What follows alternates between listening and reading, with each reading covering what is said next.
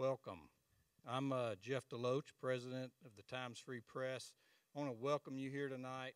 How appropriate it is as we have the candidates. We're going to hear from the candidates for the governor of Tennessee on the University of Tennessee Chattanooga campus in the Tennessee room. Very appropriate. And I want to thank you guys for being here. You're putting a bunch of miles crisscrossing across the state. Thank you for making Chattanooga a priority and being here with us tonight. And I want to introduce Allison Gerber, editor at the Times Free Press. She's going to introduce our candidates. Thank you again for coming to Chattanooga tonight. We drew names, or numbers rather, before this started, and Randy Boyd, Republican Randy Boyd, I'd like to welcome you. He's going to go first. He is the former Commissioner of Economic and Community Development for the state of Tennessee. Democrat Carl Dean is the former mayor of Nashville. Businessman Bill Lee, a Republican. Then we have Craig Fitzhugh, state representative and a Democrat, and Republican Beth Harwell, Speaker of the Tennessee House. Moderating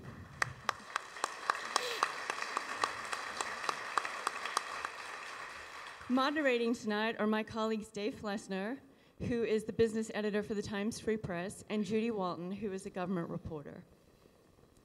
Dave's going to go over some housekeeping for the evening. Let me add my word of welcome and thanks to each of you for being here tonight, both here in person at UTC campus and those of you watching online, and especially for our candidates for taking time out to be with us tonight. We greatly appreciate answering the questions that readers have suggested that they would like to be asked in this gubernatorial race. Diane Black, I should mention, Representative Diane Black, was invited to be here tonight. Her campaign said she was in another part of the state and could not be with us here tonight. I'd ask as an audience that if you have a cell phone, that you put that on silence mode if you haven't already, and that you refrain from any kind of outburst or applause during the campaign, during the forum tonight until that's over, and then we'll loudly allow you to thank all of the candidates at the end of the forum so that we can have maximum time for questions. Our format tonight is very simple. There'll be no opening statements, but each candidate will be provided 1 minute at the end of our question and answer period to offer a closing statement. Judy Walton, our government affairs reporter, and I will be asking questions to each of the candidates, and most of them will go to all the candidates, some to individual candidates as suggested by our readers over the last couple of weeks since we announced this debate. Prior to tonight's debate, as we mentioned, the candidates randomly drew numbers to determine the question order, which will reverse in the closing statements. And by that draw, the first question will go to Randy Boyd from Judy Walton. Yes, hello and welcome. This is a question on government efficiency. The Tennessee economy right now and the U.S. economy are humming along in high gear, but the business cycle being what it is, there will inevitably be a retraction. As governor, what would you do to be efficient and effective? What kinds of programs specifically would you cut? Would you reach into reserve funds or raise taxes, or how would you meet your constitutional obligation to balance the budget? Great. First off, I just want to say thank you to the Chattanooga Free Times for welcoming us, and also great to be back in Chattanooga. I think this is my 34th time in Chattanooga in the last 17 months, so it's always great to be here. Enjoy it. So as a business person, we've had some difficult times. 2008, my company, 1995, some really challenging times. So I've got the experience to lead a company and an organization through difficult times. With regards to the state of Tennessee, I have had 2 opportunities to serve with Governor Haslam, and I've got to see firsthand a couple of ways in which we could prevent that situation. So the first off, the governor has a really good practice of having all of his commissioners, all 23 of them, each year bring in a budget cut. So it was very surprising when I first got there as Commissioner of Economic and Community Development, but every year you come in with a reduction of 3 to 5%, and then he and the Commissioner of F&A decide how much they're going to take. The good news is, so every year we would reduce the operating costs, and it's a practice that I want to continue. So we're continuing to trying to find ways to be more efficient across the board. But the second thing is, and this is one of the objectives I have as governor, is to complete the drive to 55. That means by the year 2025, 55% of our population has something beyond high school. Not everybody goes to a 4-year college, but everybody needs, 55% needs to have something beyond high school to meet the jobs of the future. Now today, we're at 39%. If we get to 55%, the state of Tennessee, the Tennesseans will make $9 billion more a year, and we'll make $700 million more a year in revenue to the state. So reduce costs, achieve our educational objectives, which will increase revenue. Mr. Dean? Well, actually, I had the, I don't know what the right word is, certainly not a pleasure. I had to manage my way through the deepest recession since the Great Depression when I was mayor in my first term. And I think you have to make some difficult decisions. I made a decision very early on that clearly we didn't want to balance the books of the government by unbalancing the books of families and businesses. And so we had to make cuts. And we made cuts in almost every department, some as much as 15%, and that was difficult to do. But at the same time, I had run on a campaign where I was very supportive of public education, public safety, and economic development. Those were the things that I thought would move the city forward, and I didn't want to back away from those. So those were areas that we protected. We weren't able to do everything that we wanted to do by any means, but we were able to preserve their funding and actually get the police department up to full staffing, and then be very vigorous about economic development. I think one of the things we have to do as a state is be very conscious of the fact that we are very much sales tax dependent, and there will be another recession. The business cycle hasn't been repealed, and we need to prepare for it. We need to put money away in the rainy day reserve so that we'll be able to withstand it for more than we're able to right now. I think we're at about 26 days right now. But putting money aside when times are good is a good practice. Mr. Lee? Yes, just by way of introduction, I'm Bill Lee. I am a third-generation cattle farmer. I'm a businessman who employs 1,200 mostly skilled tradespeople, and I'm a man who, in part because of a tragedy in my life that God used in a real powerful way to change my perspective, a man who knows that the highest call for my life is to serve others. That's why I'm running. And I think as governor, one of the most important jobs that I would have is to manage the budget. I run a company that's got about $250 million revenue budget. And we certainly have been in times of prosperity, and we've been in times of difficulty. And in business, if you don't manage a budget, you go bankrupt. And in business, in government, if you don't manage a budget, you raise taxes, and that's not a good idea. And so what we do have to do is look at how it is that we can run the most efficient government. I'm also a conservative who believes that expanding government beyond an appropriate growth associated with population growth and inflation is a really bad idea. So we have to look at every aspect of our government and our government budget in order to manage that. And we don't do that specifically with one plan. We look at multiple ways. I went through a really difficult time in our business at one point where we had to cut a budget from $100 million to $67 million. In part because I had left my business for a couple years after my wife passed away. When I came back, we were in deep trouble. Had to make really deep decisions and make significant cuts in that budget. Sorry, Mr. Lee, you're out of time. I'm sorry, I didn't see that. I wasn't watching the time. We'll figure out a system. Okay, thank you. Representative Fitzhugh, it's your turn. Thank you. This governor, the current governor, was the only governor in the past three I know that wasn't faced with a recession. So the odds are the next governor will be faced with a recession, and I've thought about that. Balancing the budget is a requirement that we have to do, and it's not hard to balance X's and pluses and minuses. The key is what you put inside that budget to balance, and it means our budget is one that what you cherish, what you think is most important, is what you'll fund. So I'll always remember that, and I think that education is the first thing, health is the second thing, and then economic and jobs are the third thing. So those would be the priorities. However, we are the lowest tax state from a perspective, the state and local perspective in the country. And when we do these cuts, these across-the-board cuts every year that the current governor's asked for, who gets hurt? Mostly mental health, mostly developmental disability folks, mostly those that don't have the ability to really speak for themselves. So we have to be really careful on that. We have limited means of raising revenue. Normally, our revenues will be raised every 7 or 8 years, and I got to talk faster, but we haven't raised any revenues since 2002, which is 16 years. I would look at things like the internet decision we just had to bring revenue into our state.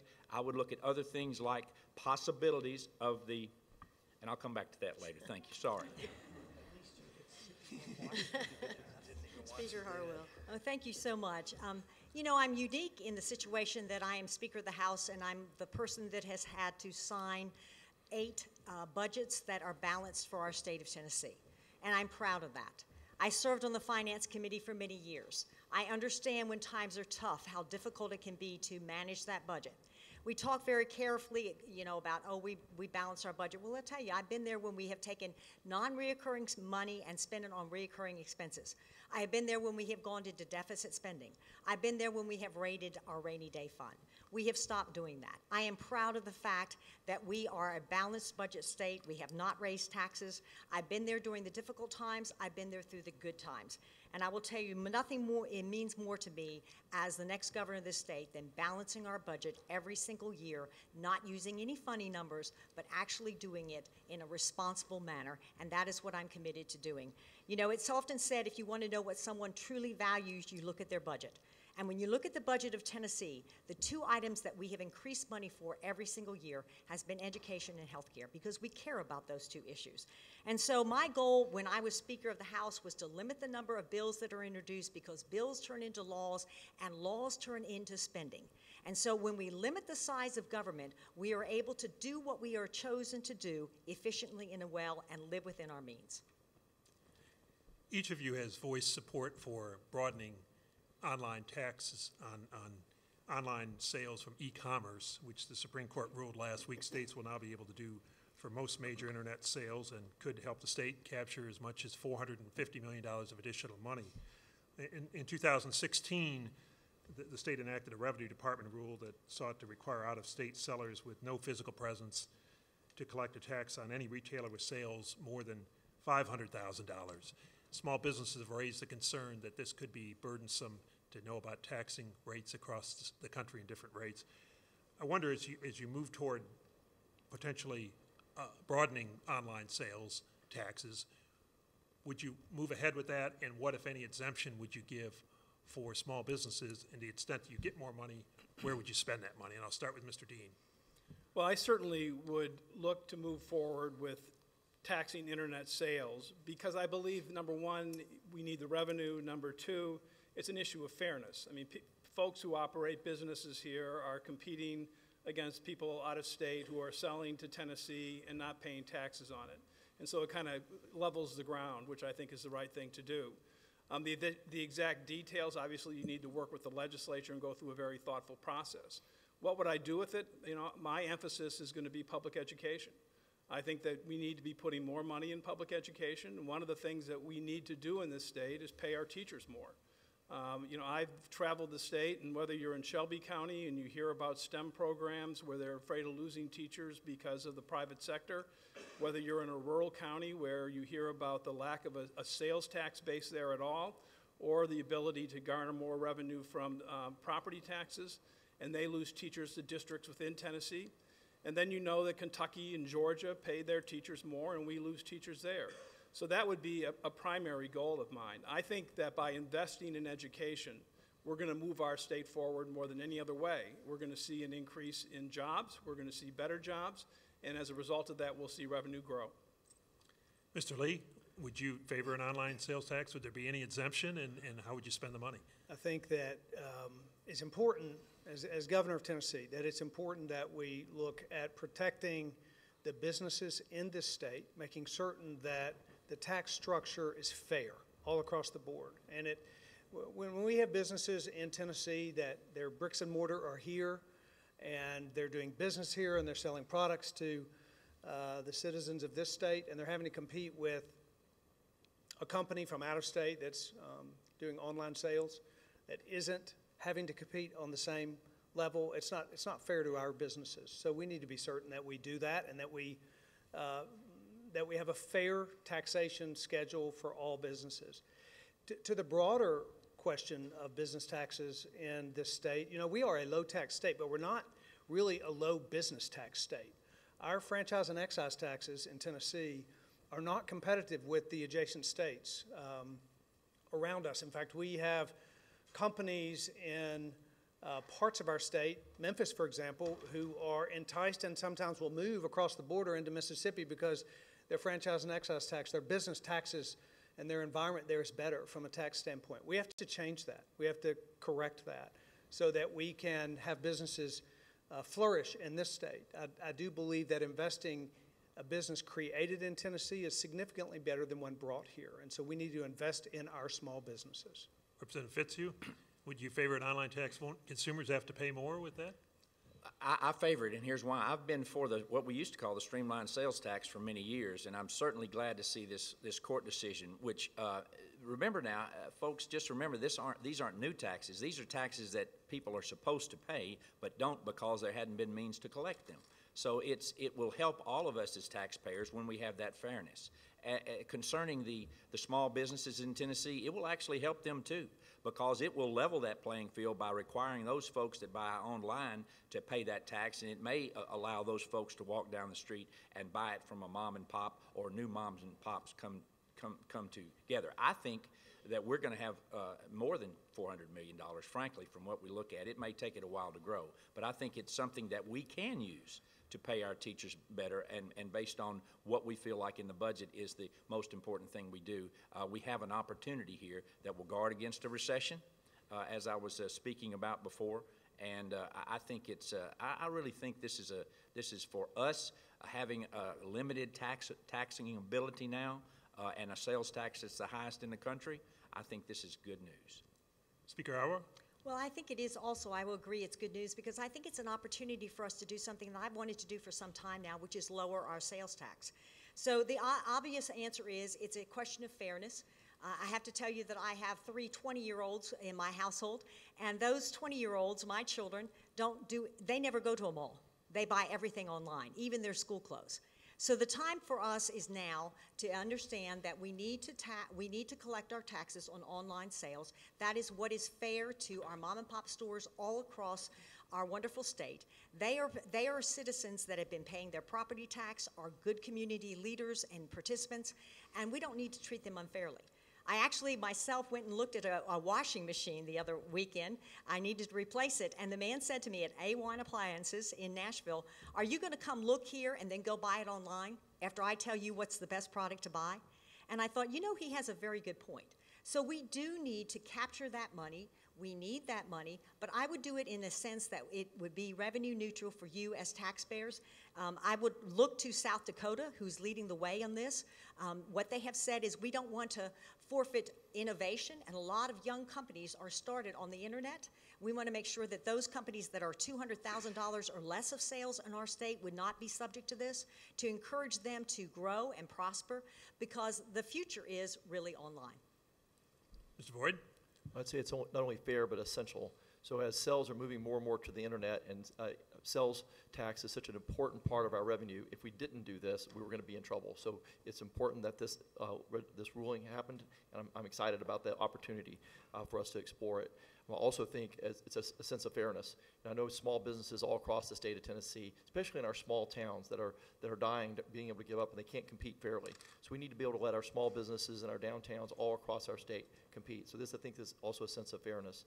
I think I would look at both, potentially, this is going to be up to the legislature, but having a discussion about what things we could invest in and what ways in which we could reduce taxes. So as Mr. Lee pointed out, we have the highest business taxes in the Southeast. When I was the Commissioner of Economic and Community Development, we had a goal of being #1 in the Southeast for high-quality jobs. When I left, we were #4. Our biggest headwind was our F&E taxes. So Tennessee has 6.5% F&E taxes, which really hits our small business. That's the highest of the 12 states that we have to compete with. So I would want to look to try to also help our small businesses by reducing that tax. I'd also like to look at and have a conversation with the legislature about encouraging better health by maybe lowering some of our taxes on healthier foods at our grocery stores as well. If we have the opportunity to invest, the 2 big areas I'd like to invest, one would be in education. There's so much that we need to do there.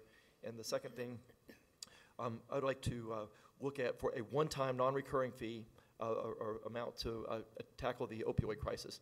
I think if we could put one non-recurring fund initially, I think we could go a long ways to ending this crisis immediately. This is a question about immigration, which obviously is a national debate, in part, something that the governor wouldn't have a direct influence on.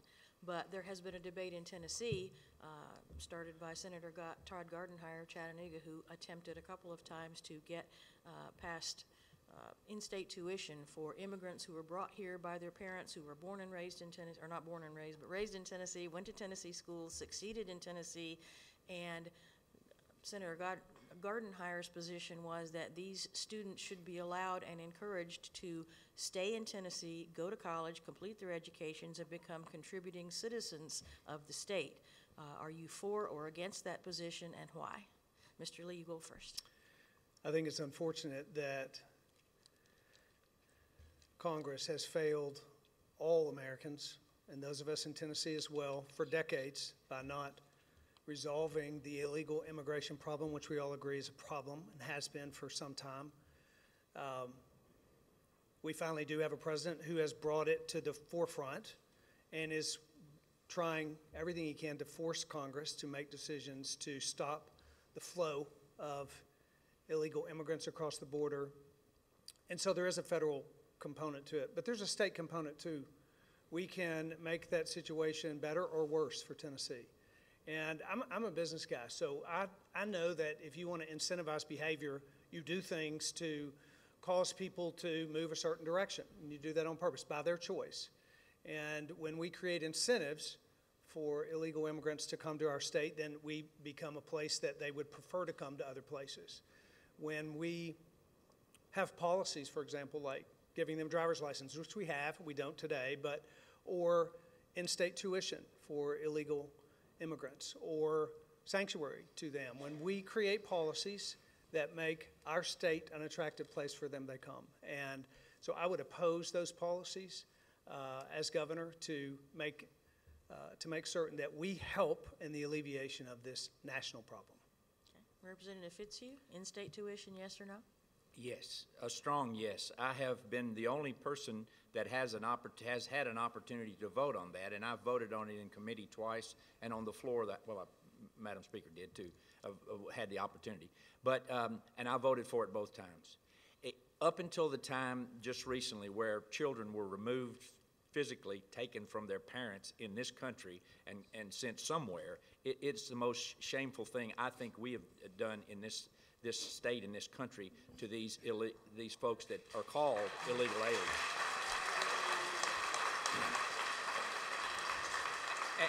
And the reason I say that is because these are called illegal aliens. These are children that know nothing else except this country.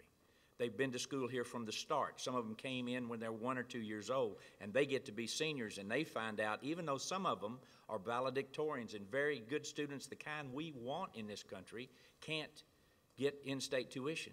It effectively, at least for a time being, sometimes permanently, prevents them from going to college. It's shameful, and I think it's the right thing to do, and Senator Gardenhire and I are on different sides on many things, but I was certainly supportive of him when he took that strong stand, and I hope that it will happen in this next term of the legislature. Speaker Harwell? Well, it is indeed a tragedy that Congress cannot take action on an immigration.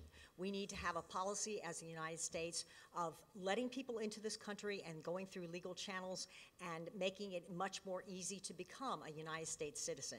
However, I will say the DACA program is, I believe, unconstitutional. It was done through an executive order, and it needs to be done through the legislature.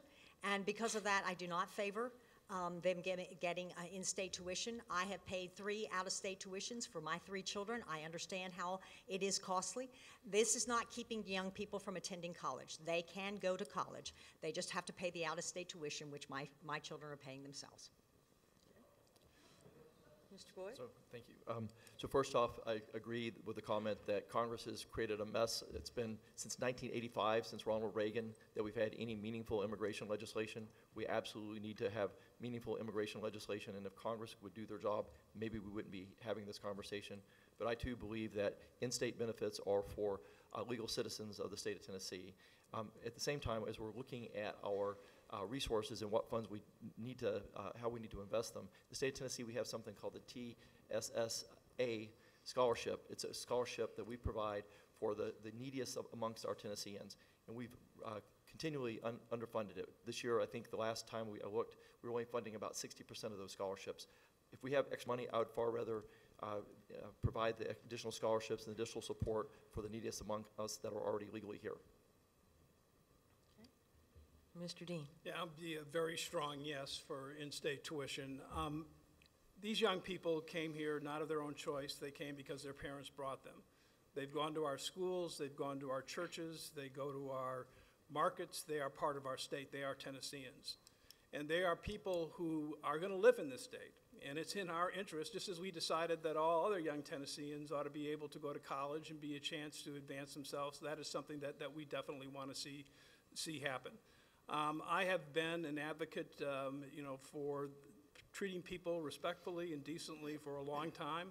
I remember when I first got elected in 2009 and we had to fight against the charter amendment, English only. It was the right thing to do, and our city voted it down, and we kept moving forward. I've worked to create programs for new Americans, leadership programs for them, and worked on school issues for them. This is a friendly and great state, and these young people are part of our state. Thank you, Mr. Dean. And if I could remind the audience, please refrain from your applause so we can have as many questions as possible. Tennessee is one of 18 states that didn't expand their Medicaid program. We'll start with Mr. Representative Fitzhugh on this question. The state legislature obviously rejected Governor Haslam's proposal to expand Medicaid coverage to 280,000 low-income working Tennesseans. Do you support or oppose Medicaid expansion under the Affordable Care Act, and how would you try to make that work as governor? Well, I see some of my colleagues in the legislature out here now, and they'll know what my answer is. You don't talk to me for over 5 minutes without me mentioning the expansion of Medicaid. I think it's the biggest mistake that the legislature has done in the past 24 years, not doing it.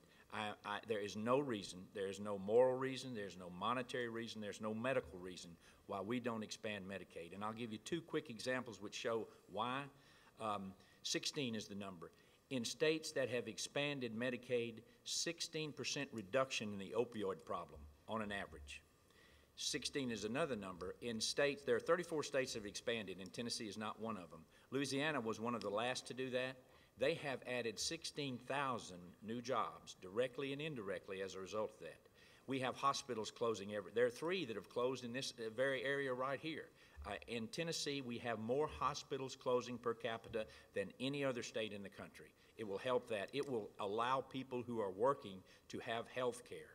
Not people that are on the streets or anything like that. These are people that are working but just can't afford it, or their employer doesn't provide it. So it's one of my very first priority if I'm honored to be elected your governor. Just as a quick follow-up, Yep. Studies have shown, though, that states that expanded Medicaid, and Tennessee's own experience with TennCare was that costs got rose more than in other states. So how do you control the costs to the extent that you Well, expand I don't Medicaid? think studies have shown that part, but when you ask about us reducing the Medicaid a few years ago, the difference is a huge one. We had it all on our backs, the state's backs. There was no federal assistance to our TennCare program, our Medicaid program at the time, and it was eating our lunch. There's no question about it. Now, it's a federal program, and as a matter of fact, it won't cost Tennessee.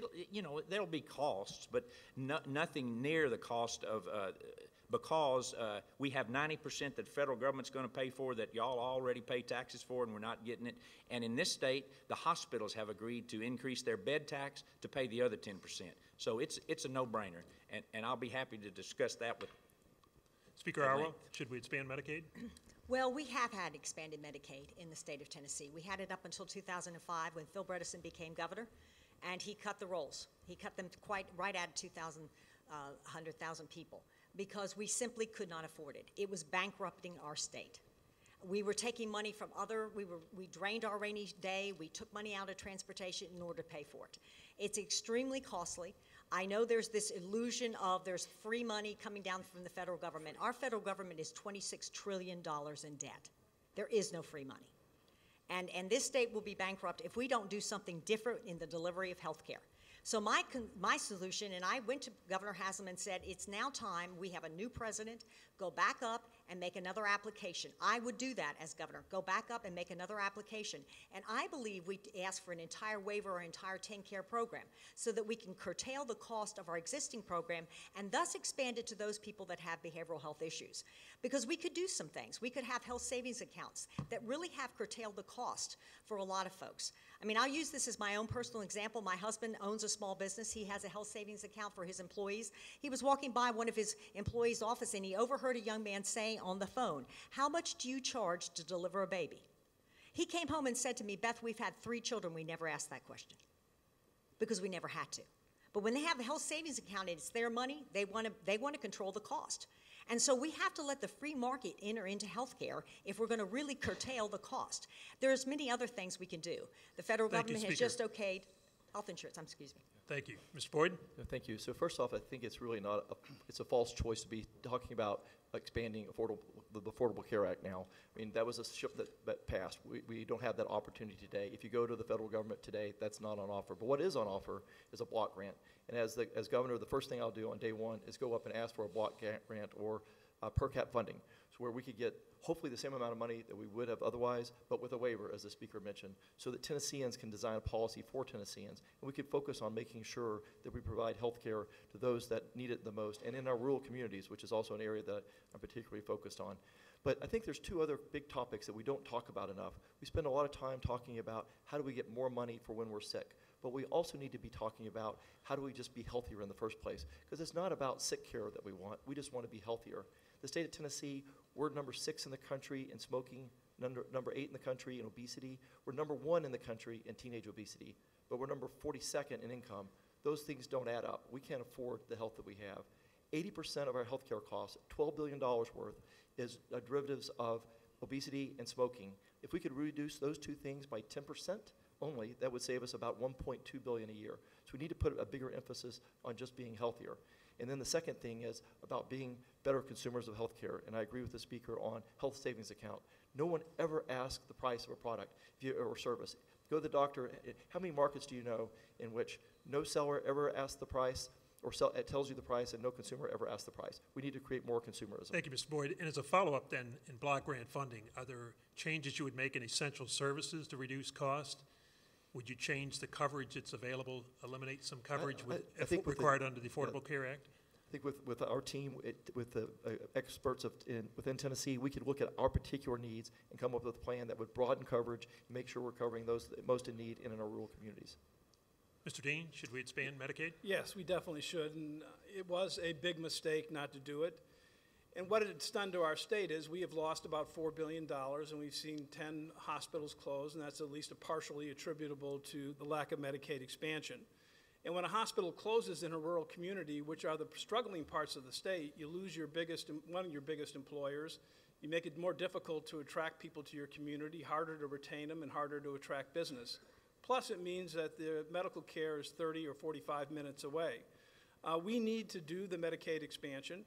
And, you know, when you look back on that decision, this is why I believe what this state needs is someone who's going to be pragmatic, common sense, and that decision was highly political. It was about politics, and, you know, other 32, now 33 states have done it. Virginia just did it, so we can still do it. And I know, according to the press, Governor Haslam went to the state leadership, legislative leadership, and said at the beginning of this term, can we revisit this, because we need to do this. And the answer was no. We need to expand Medicaid. Governor Pence in Indiana, who is no liberal, they did Medicaid expansion. It is the rational thing to do. We are not getting our fair share of dollars. Mr. Lee, should we expand Medicaid? I would not expand Medicaid, and the reason I would not is because I really believe it's financially irresponsible to do that. We have expanded before and couldn't afford it and had to make that change. We already have 40% of our state budget is federal funding. I really don't believe that we want to even expand our dependency on the federal government and the state. What I really think is, and the rising cost of health care is unsustainable, and expanding coverage without addressing the cost of health care is financially irresponsible for a leader of this state, I believe. The insurance rates in my company went up 29% 2 years ago, 19% the year after that. That's an unsustainable rise. Without a lot of actuarial change, that's an unsustainable rise in healthcare costs. We have a fundamental broken system that has patients, providers, and payers. At no point in any of those 3 points is there an incentive to lower costs. Someone on TennCare that has a sick child has a choice to walk into an ER or walk into a primary care physician, no incentive to choose the lower cost option over the other. Until we create a healthcare system that begins to address the rising cost of healthcare, we cannot and should not expand that system publicly. School safety is another national issue that also has echoes in Tennessee, as well as paying teachers. A couple of you have already mentioned tonight about teacher raises. How would you expand, or where would you find the money to expand school safety, such as SROs and school equipment, and also to raise teacher salaries to make them competitive with the states on either side of us? Speaker Harwell, you'll start with this one. Okay, thank you so much. We have gone a step forward this past year. We set aside $30 million that local school systems can apply for safety resource officers in their schools. Many of them already have them. We want to make sure that every school has a safety resource officer there. We went further to say to the Homeland Security Department, you need to go to every school in this state and work with the local law enforcement to make sure that these schools give an assessment of where they're able to be broken into, and give us a plan to make every school in the state of Tennessee safe. So those 2 first steps are very critical. As we go forward, I think it behoves the next governor to look at our basic education funding formula and make sure that we are following best practices when it comes to hiring nurses, guidance counselors, and school resource agencies for our state. Well, the second half of that question was about teacher raises. Well, it's often said if you want to know what someone values, you look at their budget. We value education in the state of Tennessee. The last 2 budgets, without raising taxes, we have put more money in education than we have ever have in the past. We have raised teacher salaries twice now, and with the help of my chairman of finance, we wrote a letter to every school system in the state of Tennessee saying, we're giving you additional money. We want it spent on raising teacher salaries. So we have come a long way. Are we exactly where we need to be? No. And should we have additional money, I would allocate that to education, but I don't want to sugarcoat things. I'm not going to go into deficit spending in order to do it. Thank you. Mr. Boyd? So I think the question was also about school safety as well. So first, on the funding side, I too would want to open up the BEP formula, the basic education plan that we have to fund our schools. I've been to all 95 counties and talked with leaders in every county across the state, and I haven't found a single county that said this formula is working for us. We want to work to make sure that we're rewarding our superstar teachers like superstars. We want to make sure that every school has a school resource officer. We want to make sure that every school has the opportunity to have a nurse. And as Speaker Harwell just mentioned, I also think it's important to have a mental health counselor there as well. As far as the school safety is concerned, having a school resource officer at every school that's not only trained but also engaged. I met with a lot of school resource officers, and the best ones aren't just guarding the door, but they're interacting with the children so they know where there could be a problem in advance and engage with them. The second thing is we've just got to make the schools safer. You look at our airports and other places, they're far, far safer than our schools, where our most precious asset is. But the final thing, and this is the root cause, we've got to start putting a better focus as a society on mental health.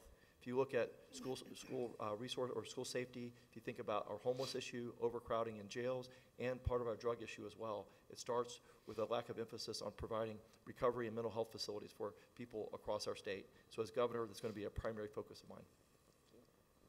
Mr. Dean.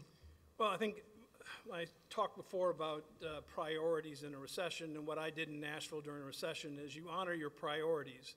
If schools, and they would be for me, if public education is the most important thing, that's what you protect, that's what you look for as ways of expanding, and I would do that. When Sandy Hook happened, and I was mayor, and we immediately worked with the school board to redirect capital funds to make our schools safer.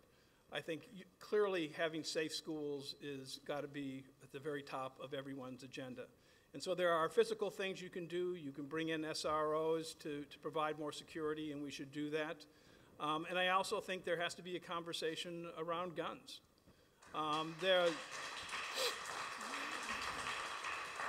Please and refrain from I would applause. acknowledge that this is a difficult conversation in Tennessee, and you have to recognize that everything will go through the legislature.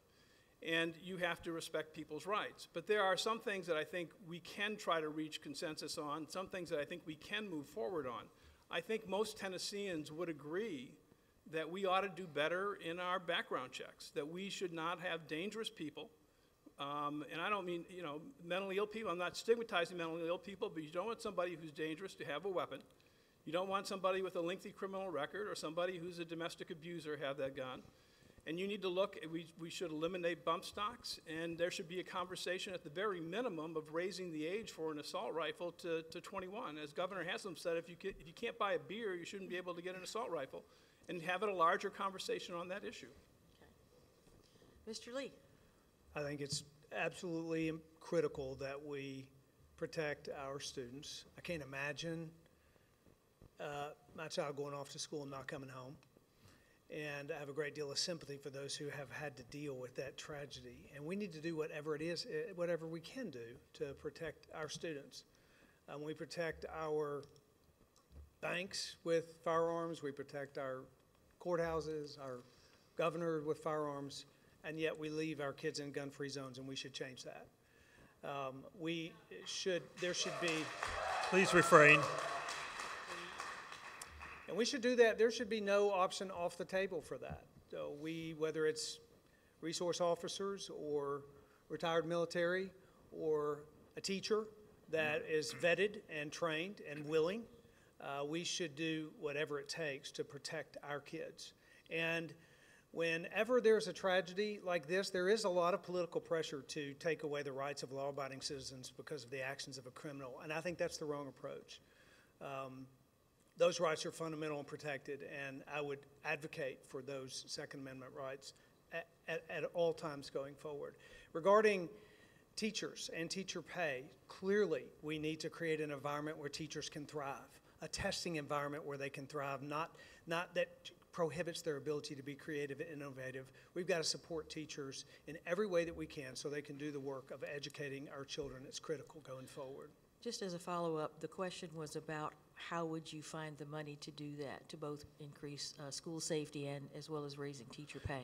Yeah, well, one of any number of those three or four options on the table, we would invest in. We will find the resources. When you manage a budget as a business person, you clearly delineate between what you need and what you want. And there are certainly things in state government that we pay for that we want. But protecting our citizens, paying our teachers, creating an educational environment for where teachers can thrive, those are things that we need. And we manage a budget, we determine what it is that we need, and we find the dollars, just as you would in business, to invest in those things that we need, and both of those are things that we need. Okay. Representative Fitzhugh. Well, the answer's got a little beyond the question, so I'm going to try to bring it in. It's still going to be tough in a minute and a half, but I have marched with students on 2 occasions and have been to seminars that those students put on. They were amazing. They did it themselves. What they were doing, folks, is just pleading with us to do something about their schools.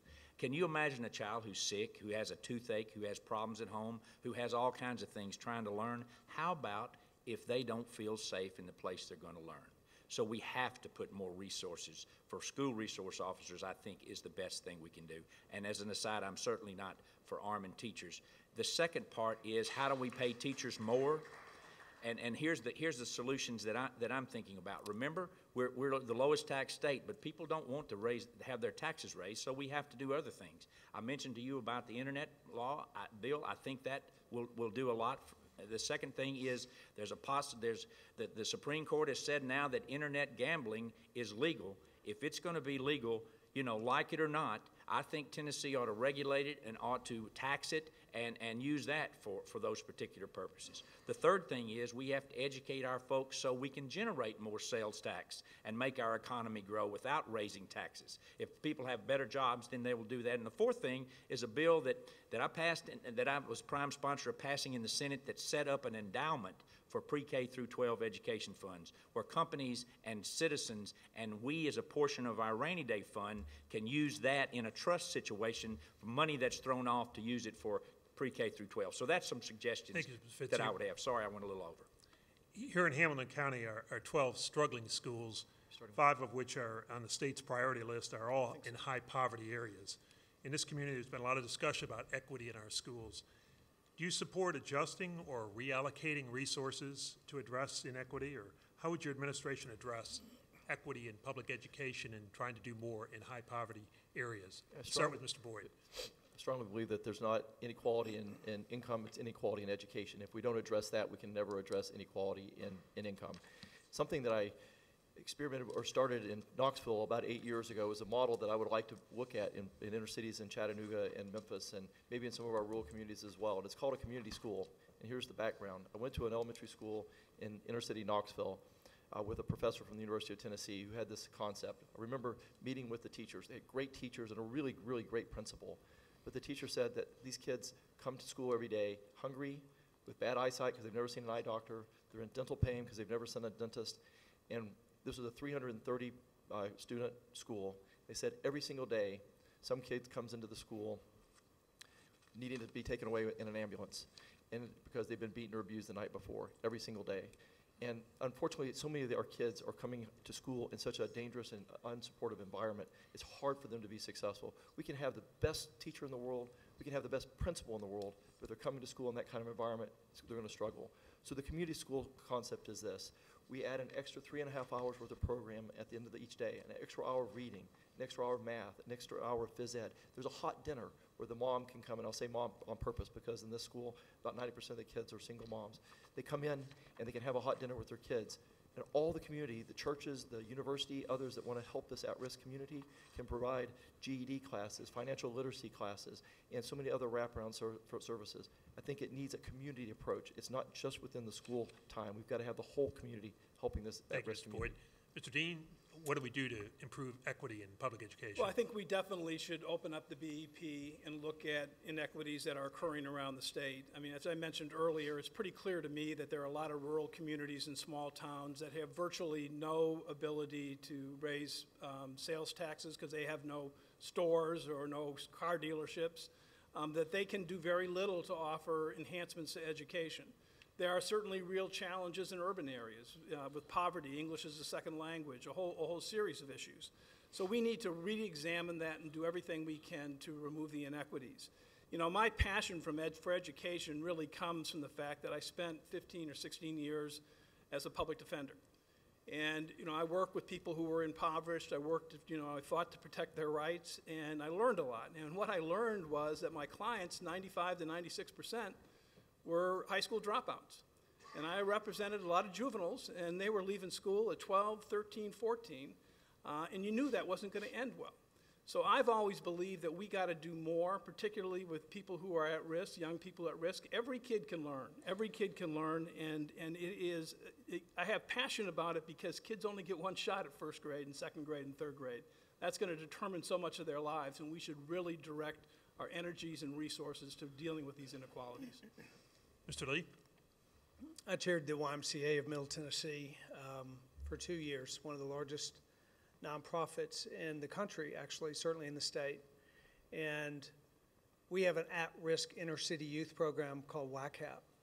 And I met a young man in the inner city one day at a YCAP lunch, and my conversation with him was so meaningful, I went home and told my wife that I wanted to invest in this child. So I started driving into his extremely troubled neighborhood once a week, every week, and spent one evening a week with Adam for 5 years. Adam just graduated from high school about 3 weeks ago. But when I met Adam, he was failing every class in his grade, and he had failed every grade. I had Adam moved from a public school to a public charter school, where his educational trajectory was transformed. And I was inspired by what happened to Adam. What I saw was the power of a good public education in the life of a child. But I was most concerned about the thousands of children that were left behind in poor performing schools. What happened with Adam is he had a choice. And when parents have choices, then the educational system is not only, their educational outcomes not only occurs for that particular child, but for the entire system. And my children were homeschooled, public school, private school. My inner city Adam was in a public charter.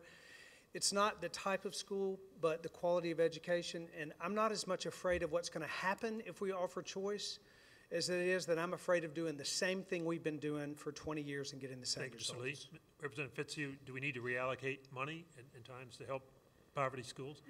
Yes, I certainly think we do, and the BEP is one place we probably need to look. But remember, we have not fully funded what is called BEP 2.0 to this day yet, and mainly that was to raise teacher salaries. So I think that could do more if we did that. But the fact of the matter is that when you've got the small schools suing for the state for BEP and the large schools, there's probably something that needs to be looked at. So I don't have a problem there.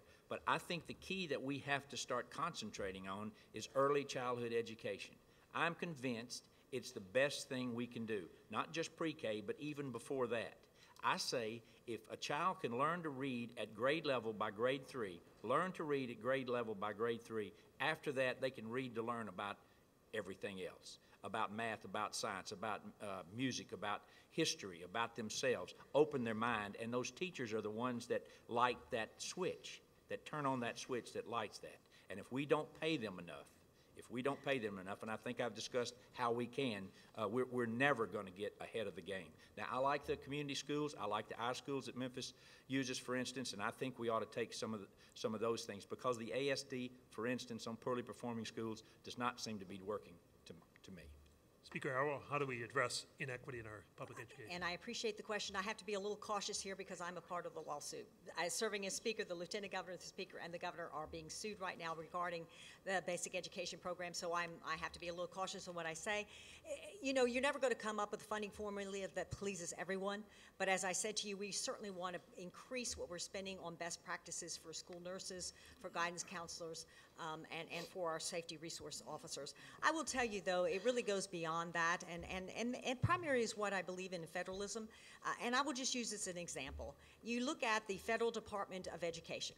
They have over a $100 billion budget. Now, you tell me last week, how many children did those U.S. bureaucrats in Washington, D.C. teach how to read? The answer would be none. Tell me how many children did they help do a math problem? The answer, of course, would be none.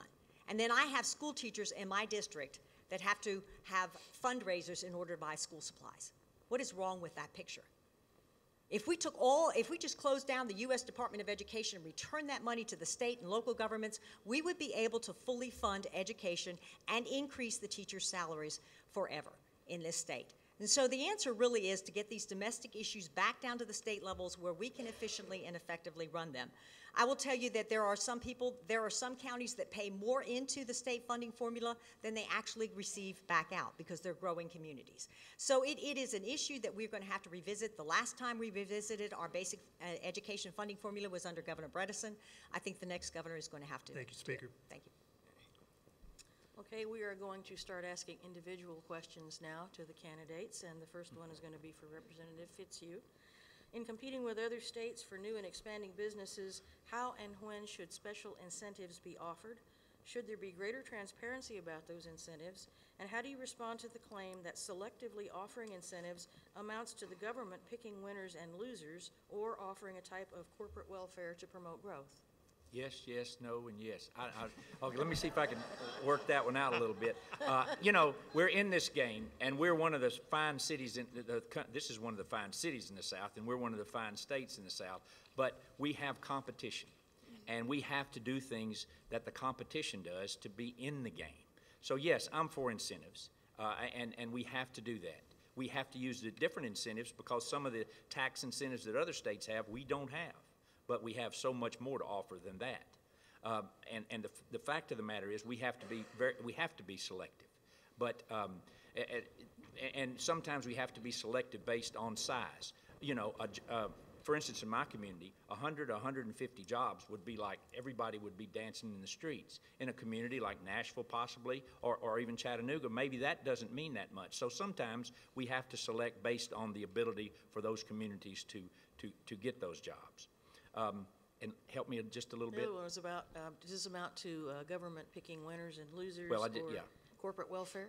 And the other one was about transparency. And I have sponsored bills, and we have passed bills that require transparency, number one, and they require clawbacks, number two. If these companies, we promise them something, and they promise us something, and they don't come back on their particular promises. So we've taken that step, and it's important that we do that.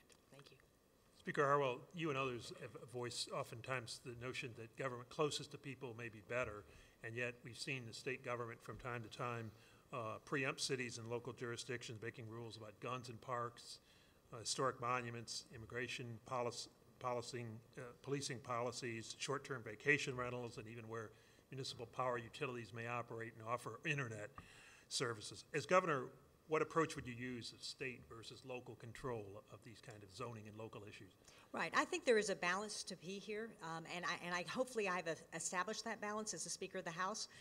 You have to understand that cities exist because the state government allows them to exist. We create city governments. They have to come to us for their charters, and we allow them to exist. So state governments, based on our Constitution, are supreme. However, I do believe that those best decisions are made at the local level. And so I have a record, I think, of working with my city, which is Nashville, Tennessee, whether it's Airbnb. I voted with my city of Nashville to see that as a local zoning issue. Whether it's guns in parks, I did vote for guns in state parks, but I did not vote for guns in local parks because I thought that was a local decision that could be best handled at that. So I think I've balanced that the best I could. You have an aggressive state legislature, but hopefully we can balance that going forward. This one is for Mr. Lee. Republican Senator Brian Kelsey is going to introduce legislation that would open the door for sports betting in the state with some of the money going to K-12 education. Do you support legalized sports betting in light of the recent court decision? Why or why not? Yeah, I don't support sports betting, and in part because of what we've seen even in the lottery in the state, which generally has the most negative impact on the lowest income citizens of our state. I think that it creates an environment that is not consistent really with the values of the state. I don't believe that we need to expand gambling in this state. I think when we go to states that have extensive gambling as a part of their revenue generation, we clearly have a greater propensity for organized crime, and it's something that I don't believe that risk justifies the reward, and so I would be against it. Question for Mr. Dean. Unemployment in Chattanooga area and across Tennessee is now at an 18-year low. Employers tell us their biggest challenge now is getting an adequate supply of workers to meet the needs, particularly well-trained workers. What changes, if any, do you think the state needs to make in education, both at elementary and secondary level and higher education, to better prepare workers for the jobs of the future? Yeah, that's a great question, because I think really one of the things that's going to confront Tennessee, one of its biggest challenges, is workforce development. I think this state, in terms of its business-friendly nature, its relatively low taxes, the quality of life here, and the new federal tax laws, is going to be amazingly attractive to a lot of people. And we've got to have the people here to do those jobs, the qualified people, and that involves having more college-educated people. And so I applaud the Tennessee Promise. I applaud the work that Governor Haslam has done in that area, and we need to do more. We also need to make sure that we understand that not every young person is going to go to college, and that we need to have really good vocational ed programs that allows those who choose not to get something better than a minimum paying job where they can earn a living. Our electricians now are in their 50s on average in Tennessee. Our plumbers are getting there too, and those are jobs where you always need them. And we need to make sure that we have the up-to-date, first-class vocational programs all over the state to satisfy that need too. But workforce development I see as one of the most important things for us to work on over the next few years. We're ideally placed, and we need to be able to take advantage of that. And Mr. Boyd, Tennessee's economy strongly depends on direct foreign investment. We had more than 300 foreign companies located in Tennessee in the last decade, and the state exported more than $33 billion worth of goods and services to foreign countries. Do you think that the tariffs and import restrictions that President Trump is implementing on steel, aluminum, and other products is going to hurt Tennessee in the world market? Yes. So as the Commissioner of Economic and Community Development, one of my jobs was to help recruit jobs to our state. And in my 2-year stint, we did recruit over 50,000 jobs to the state. And a significant portion were in foreign countries. In fact, we expanded our foreign development offices from 1 to 10. So we're aggressively reaching out to other companies and trying to bring them here. I think our low tax state, our geography makes us one of the most attractive places to invest. The tariffs are complicated. It depends on that particular industry. There will be some companies that will actually want to move here because of the tariffs, some that will be repelled. Just with regards to the tariffs in general, the president's going to make decisions that he thinks is best for the United States. As the governor, I have to represent the people of Tennessee. I've traveled across the state and talked about these tariffs with a lot of different businesses. Tennessee is a producer or fabricator of steel. We don't make steel. So I think about my company, or a company I met with in Paris, Tennessee, about a month ago. They have 300 employees. They stamp metal parts and sell them to people all across the country. As a result of the tariffs, those 300 jobs are at risk. There's companies like that all across our state that are at risk of losing their company because of the steel tariffs. At the same time, I was visiting with a farmer in Lauderdale County, and he sells 3 out of 4 of his bushels of soybean to China. If they put a blockade on our soybeans, he will lose his business. So my job is to advocate for Tennessee. I will go to the president and explain why this is bad for Tennessee. At the end of the day, he'll make a decision on what he thinks is best for America, but my job is to make sure that I fight for Tennesseans. Thank you. Thank you. One more question for everyone here, and I'll start with Mr. Lee. You traveled across Tennessee and aware of the problems in terms of rural counties that tend to have the highest unemployment rates, the greatest number of distressed counties. What specifically can the state do to help rural areas grow and to match the growth of areas like Nashville and here in Chattanooga? Yeah, our state is doing quite well in most of its big cities, but our rural communities, our small towns are struggling. A year ago, actually, my wife and I, to bring awareness to this problem, we took a tractor from my farm. As you know, I'm a 3rd-generation cattle farmer. I'm deeply involved in the ag industry and a product of rural Tennessee. And we took a tractor to Mountain City and drove it 758 miles to Memphis to talk about the struggles in rural Tennessee. I developed something called a roadmap for rural Tennessee last year, specifically around this. There are a lot of points about that can change the trajectory of rural Tennessee, but one of the most important to me is to changing our education system, and particularly to focus on those 4 out of 10 kids in our state that do not go to college, that are gifted and talented in ways other. I employ skilled tradespeople, 1,200 of them. I have a master plumber's license myself. People talk a lot about this issue of workforce development and vocational trade. I started a trade school 10 years ago in my company, and we have put 1,000 people through that program, educating them in welding, plumbing, pipe fitting, electrical. This is no new problem to people in my industry, but it would, if we would focus by engaging the private sector with the education system across this state to develop a workforce, we can begin the transformation of rural Tennessee and take those 15 poverty counties and bring them not only to a place where they survive, but where they actually flourish. Representative Fitzhugh, what do we do to help rural counties in Tennessee? Well, I think we do the same thing that we help other counties with. We just have to remember that the tax base on these rural counties is not what it is everywhere else in larger cities. You know, I'm not so much concerned with cities and those in the skyscrapers, but I'm concerned with those in the shadows of the skyscrapers, and many of those are in cities and in rural areas. So we have to ask those communities what they need, what they want, and try to help them do that. I think one of the major things that we can do, we know exactly who doesn't have broadband, and mainly it's in the rural areas. We need to make every community in this state be like this gig city we got here and have broadband that has the ability to keep those folks in the rural areas where they'd like to be. They just can't make a living. So that's probably one of the main things I would do. And then I'm back on this again, but expand Medicaid so their hospitals won't close, so they have the ability to have health care, so that will cause that effect like they had in Louisiana for more jobs. I think those are the 2 quickest things that we can do and help that opioid problem, which is coming to the rural areas just as much as it is the rest part of the state. So the needs are not that much different, but we just have to sort of tailor them to the unique ability of a rural community. Speaker Arwell. Well, this is a beautiful, diverse state, and when you drive to the rural areas and visit with them, they love where they live. They wouldn't live in inner city area. They live where they want to live. But we have done some remarkable things. We've reformed unemployment and workers' compensation laws in the state of Tennessee, creating a much more stable legal environment. We are gaining more manufacturing into the state of Tennessee. We reformed our our F&E taxes to make it more palatable for manufacturers to locate here in the state of Tennessee, and most of them are moving to our rural areas. Many people don't realize, but if Kiplinger report just made Tennessee the 4th best state to retire in. And a lot of those folks that come here to retire are moving to our rural areas. So we have some incentive programs to help our rural areas.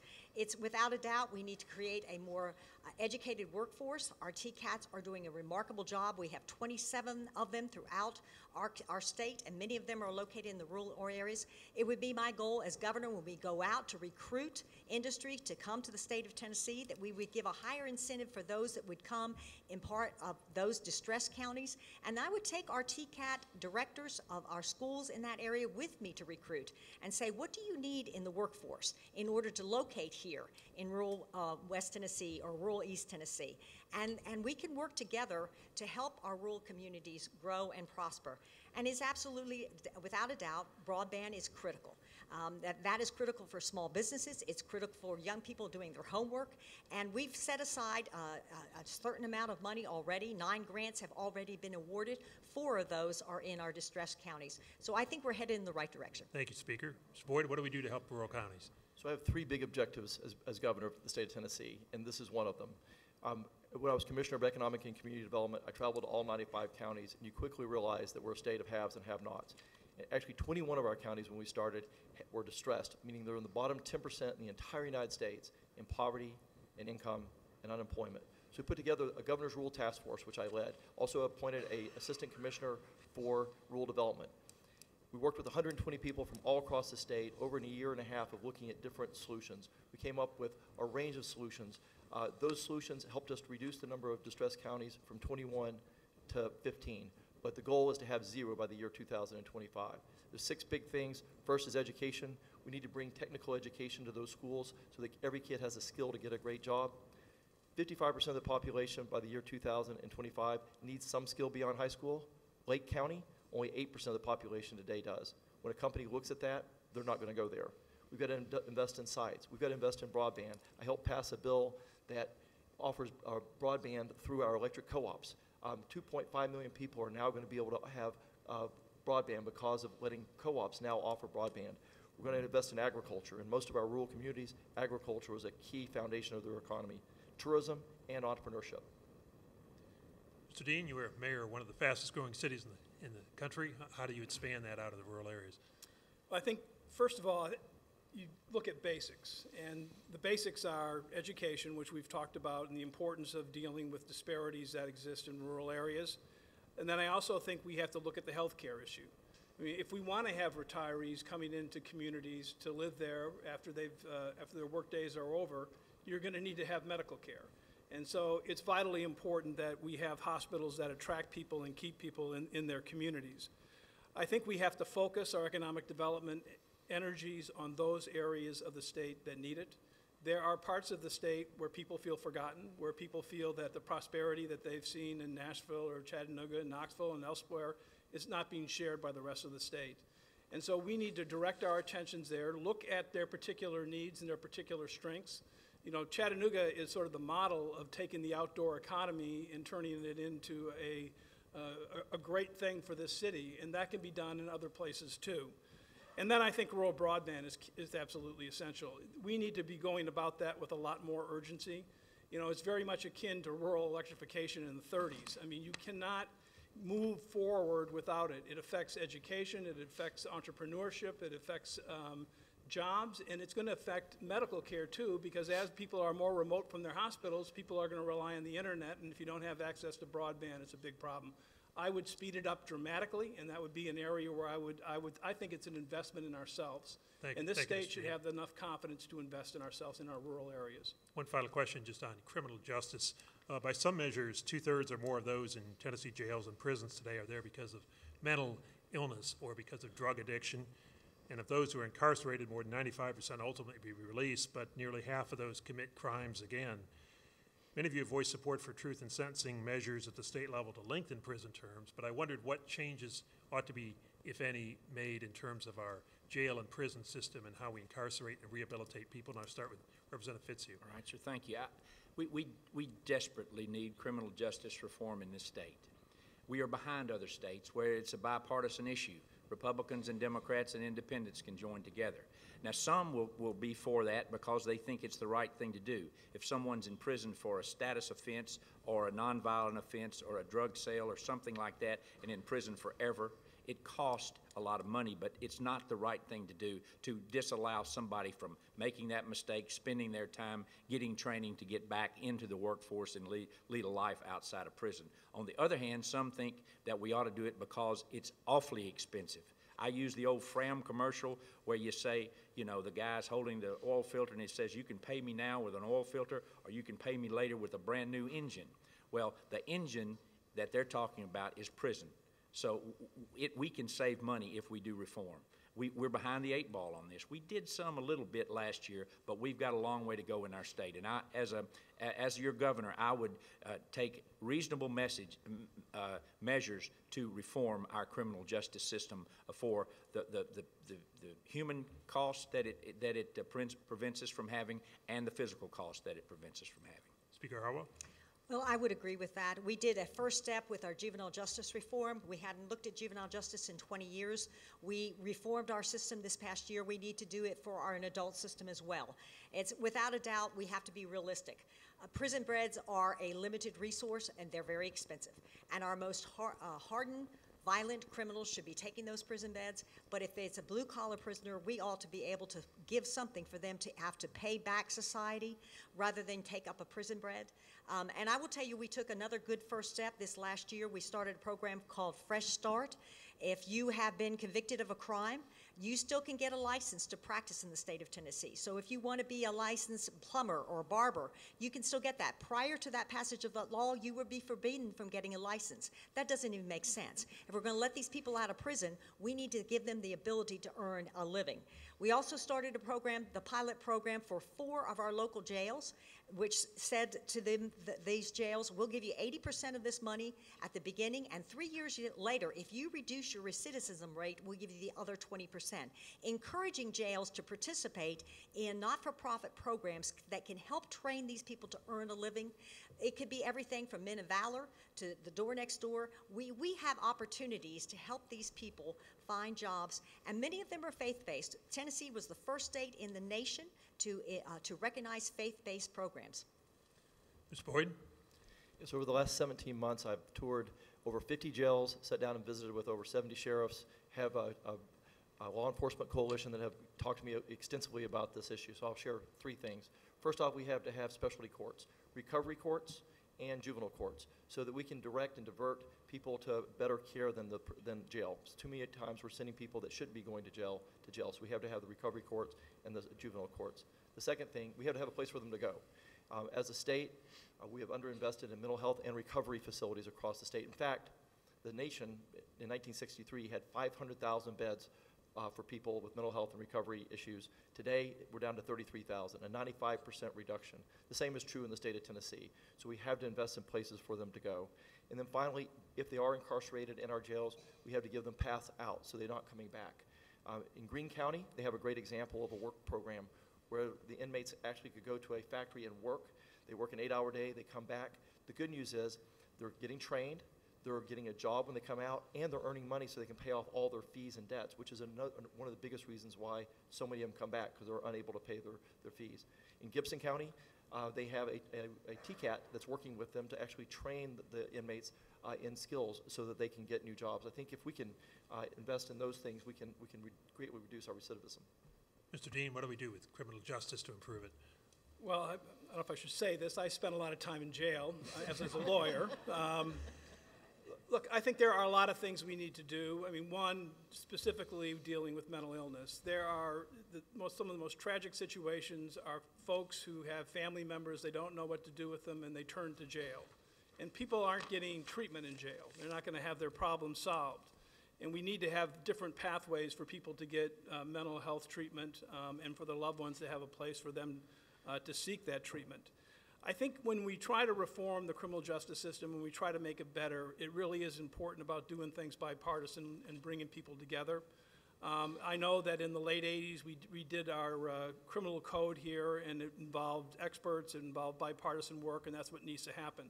I think we have to look at the issue of bonds. I mean, clearly people who are dangerous offenders, people who are accused of some very serious crimes will not get out on bond.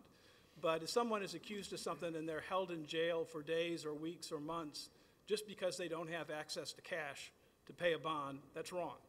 And we should look for ways to do bond reform so that people are treated equitably. I think we clearly need to look at better programs in prison for education. As you mentioned, the vast, vast majority of people are going to be released. And it's in our interest to make sure that while they're there, they receive drug and alcohol treatment if that's relevant, mental health treatment if that's relevant, but also get a GED and maybe get some training for a job so you don't keep the wheel spinning and they can become productive members of society. It's a tough issue. I mean, no one has patience with violent crime. I don't at all. But there are things that we could do that can save money and save people. Thank you, Mr. Dean. Mr. Lee? Yeah, it's something that I am deeply interested in. I've served on the board of a nonprofit called Men of Valor for many years. And as a result of that, I made the decision to mentor a man who was coming out of prison. I spent a lot of time in prison, as Mayor did, but for the right reasons, talking to incarcerated men.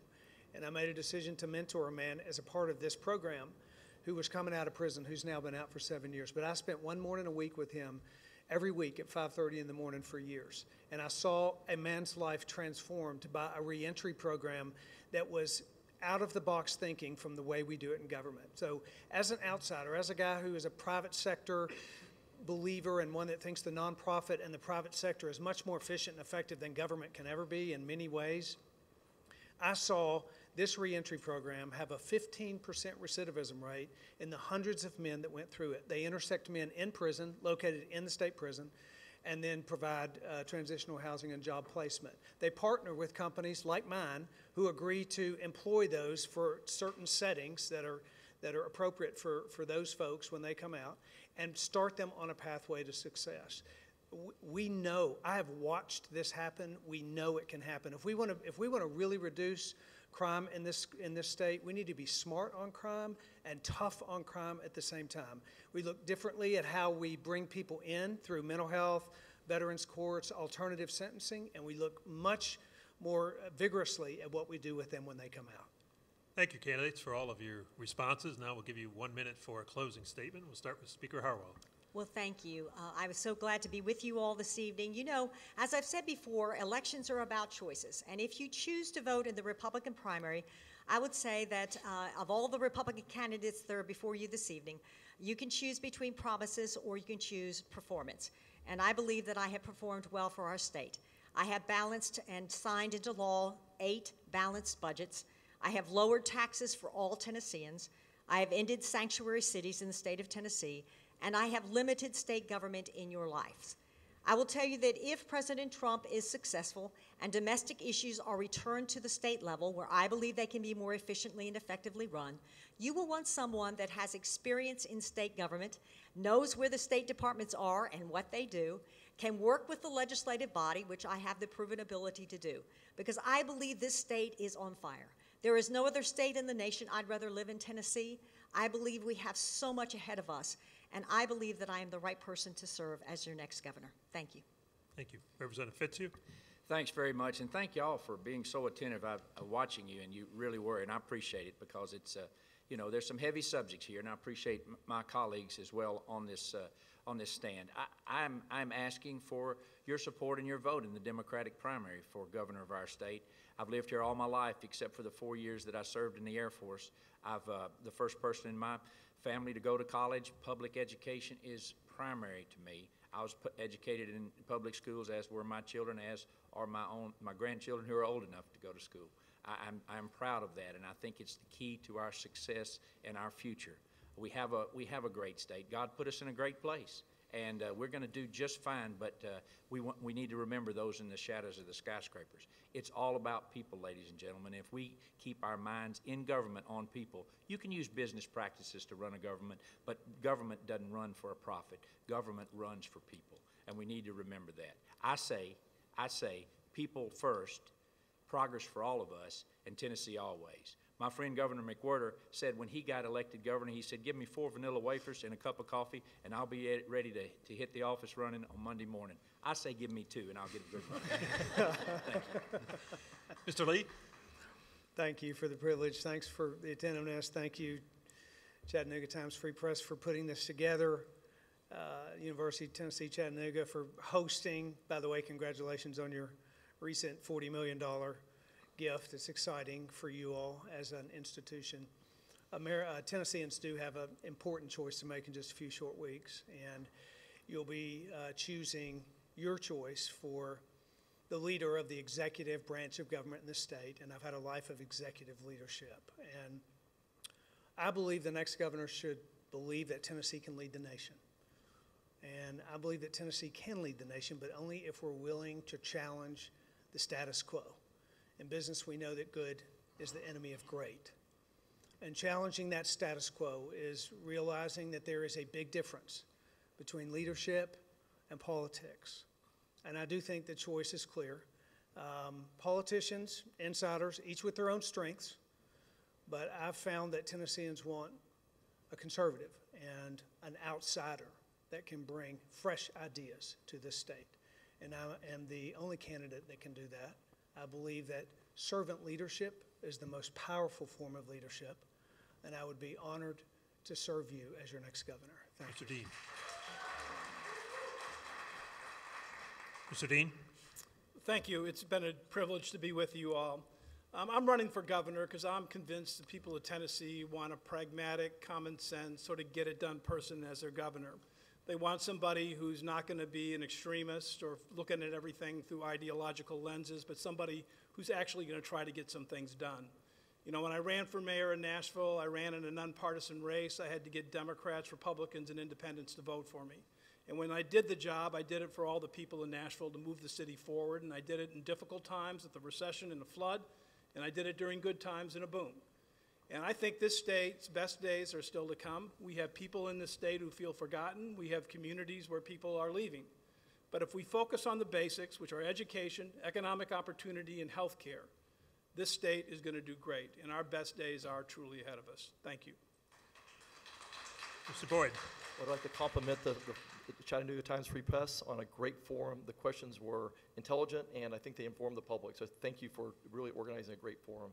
So I believe that I have the right experience and the right vision for the state of Tennessee, to serve the state of Tennessee as your next governor.